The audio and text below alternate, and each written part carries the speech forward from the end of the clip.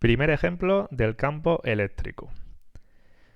Leemos el enunciado. Dos cargas puntuales de 10 microcoulombios, acordaos, microcoulumbio 1 por 10 a la menos 6, se sitúan en los puntos menos 3, 0 y 3, 0, donde las coordenadas están expresadas en metros. Apartado A, calcular el campo eléctrico que crean esas dos cargas en el punto 0,2. Apartado B, la fuerza que experimenta una carga de 1 microcoulumbio situada en el punto 0,2. Y apartado C, la fuerza que experimenta una carga de menos 1 microcoulumbio, es decir, igual que la de antes pero negativa, situada en el punto 0,2. Fijaos que siempre nos preguntan por el mismo punto, el punto 0,2. Además, nos dan la constante de la ley de Coulomb como dato. Calcular el campo eléctrico de mis dos cargas en el punto 0,2. Una vez leído el enunciado, vamos a hacer un esquema de la situación. Nos dicen que tenemos dos cargas, Q1 y Q2, ambas de 10 microcoulombios. Lo pasamos lo primero al sistema internacional, coulombios. Un microcoulumbio son 10 a la menos 6, por lo tanto 10 serán 1 por 10 a la menos 5. Las cargas se sitúan en el punto menos 3, 0 y en el punto 3, 0. Y ambas son positivas, por eso las pongo del mismo color, ¿vale? Marcamos aquí que tenemos la carga 1, Q1 y la carga 2, Q2. Y nos piden que calculemos el campo eléctrico de estas cargas en el punto 0, 2, en este punto donde no hay nada, está el vacío. Es decir, vamos a ver qué perturbación del espacio, ese campo eléctrico, genera esta carga en ese punto, qué perturbación genera esta carga en ese punto. Saldrán dos campos eléctricos que sumaremos y obtendremos el campo eléctrico total. Vamos a ello. Lo primero, vamos a dibujarlo. Como son cargas positivas, recordamos de la clase de teoría que las cargas positivas generaban campos que se alejaban de ellas. Es decir, este sería nuestro campo eléctrico generado por la primera carga. Lo mismo ocurre con la segunda. La segunda carga genera un campo eléctrico tal que así. Uepa, este se me ha ido un poco. Campo eléctrico de la segunda carga. Vale, si os fijáis, los he pintado más o menos iguales. Tienen que ser iguales, ¿vale? Exactamente iguales. Vale, ¿por qué los he pintado iguales? Pues esto va a ser muy importante en el ejercicio. Si os dais cuenta, las dos cargas tienen el mismo valor, 1 por 10 a la menos 5 coulombios, 1 por 10 a la 5 coulombios. Y ambas se encuentran a la misma distancia. Esta está en el menos 3, 0, esta está en el 3, 0, pero la distancia que luego la calculamos es la misma. En la ley de Coulomb podemos observar que el valor del campo eléctrico solamente depende de dos variables. Por un lado la carga y por otro lado la distancia. La constante es una constante y nunca cambia. Por lo tanto, si la carga y la distancia son iguales, el módulo de mis campos eléctricos tiene que ser el mismo. Y eso hay que dibujarlo así, igual, ¿vale? Además, eso me va a permitir hacer muchos menos cálculos cuando hagamos el desarrollo matemático. Vale, vamos a sumar estos dos vectores. Utilizamos la regla del paralelogramo, cogemos este vector, lo colocamos aquí, en el final del otro. O cogemos este vector y lo dibujamos aquí. Y tenemos que nuestro campo eléctrico total es este vector que estoy pintando ahora. Un vector que solamente tiene componente Y. Campo eléctrico total. Vamos a hacerlo gordito, que se vea bien. ¿Vale?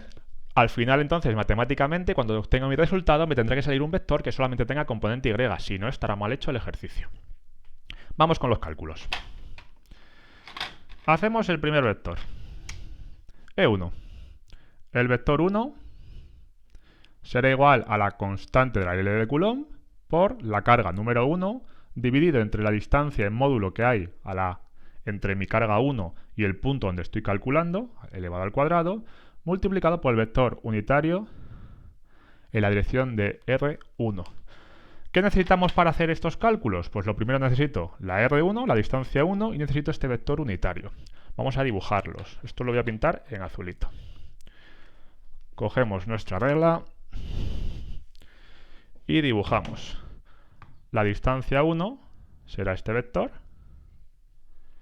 que comienza en la carga 1, en el punto menos 3, 0, y finaliza en el punto 0, 2. Este vector es R1. Ya de paso voy a pintar R2, ya que estamos. para que veáis que se calcula exactamente igual. R2 sería el vector que tiene su principio en el punto 3, 0 y su final en el 0, 2. R2. Los vectores unitarios llevarán la misma dirección y sentido que sus vectores correspondientes, pero solamente tendrán un módulo de 1. Más o menos tenemos que el vector unitario de R1 será este, UR1, y el vector unitario de R2 será este, UR2. Una vez que lo tenemos todo dibujado, vamos a hacer los cálculos. Fijaros, de nuevo, soy pesado, pero es muy importante en la simetría del problema. R1 y R2 son simétricos, UR2 y UR1 son simétricos, E2 y E1 son simétricos. Eso va a ser muy importante, luego lo veréis. Calculamos el valor de R1, ¿vale? Pues el módulo de R1. Primero voy a calcular el vector R1, que será el vector que comienza en menos 3, 0 y llega a 0, 2, o lo que es lo mismo, es el vector en la X avanzo 1, 2, 3, luego en la X tendrá componente 3, me muevo 3 hacia la derecha y subo 2 en la Y, 3, 2. Y en el ejercicio me dice que se mide en metros. Por lo tanto, el módulo de ese vector, haciendo el teorema de Pitágoras, tenemos que es igual a 3 al cuadrado más 2 al cuadrado, 9 más 4, 13, la raíz de 13 metros. Y por tanto, el vector UR1 será igual a el vector R1 entre su módulo, o lo que es lo mismo, 3, 2 dividido entre raíz de 13. Ya podemos calcular nuestro campo eléctrico E1. E1 será igual a constante de la ley de Coulomb, 9 por 10 a la 9, por la carga 1, 1 por 10 a la menos 5. Ojo, la pongo con su signo. Estamos hablando de vectores. En este caso es una carga positiva. He puesto un más, aunque no lo haya puesto. Si fuera negativo, lo importante sería meter ese símbolo menos. Dividido entre el módulo al cuadrado de R1, raíz de 13 elevado al cuadrado. Si queréis poner ya, podéis quitar esta raíz cuadrada y quitar el cuadrado. Multiplicado por 3, 2, dividido entre raíz de 13. Esto se mide en newtons coulombio. Aquí no hay que liarse. Tenemos un vector con dos componentes, componente x y componente y. Esto se hace igual que si fuera un número por un vector. 9 por 10 a la 9 por 1 por 10 a la menos 5 entre la raíz de 13 al cuadrado entre la raíz de 13 nos da un número que multiplicado por 3 tendrá la primera componente y que multiplicado por 2 tendrá la segunda componente. Lo voy a poner ahora. Como veis, el resultado son 5.760,35 newtons coulombio la componente x del vector campo eléctrico 1 y 3.840,23 newtons coulombio la componente y del vector campo eléctrico 1. También podemos escribirlo con la notación utilizando los vectores unitarios y j. En el eje x tenemos el vector unitario y en el eje y tenemos el vector unitario j. Importante que aquí paréis y dediquéis unos segundos, newtons coulombio, ojo las unidades, dediquéis unos segundos a comprobar si vuestro resultado tiene sentido o no. Me ha salido una componente x, esto sería E1x,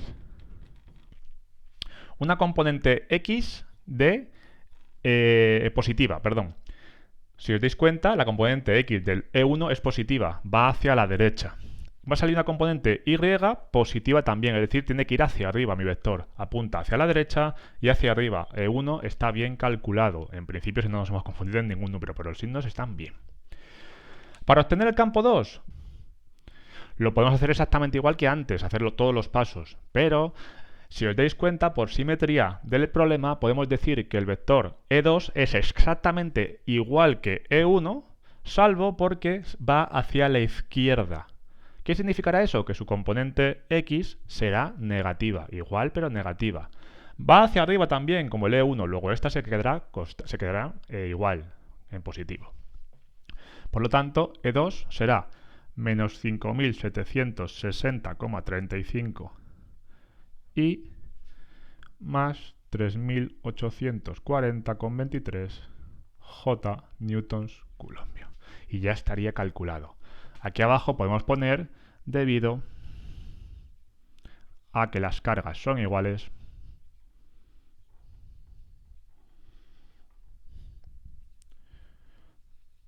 y la distancia también al punto 2002, perdón, también.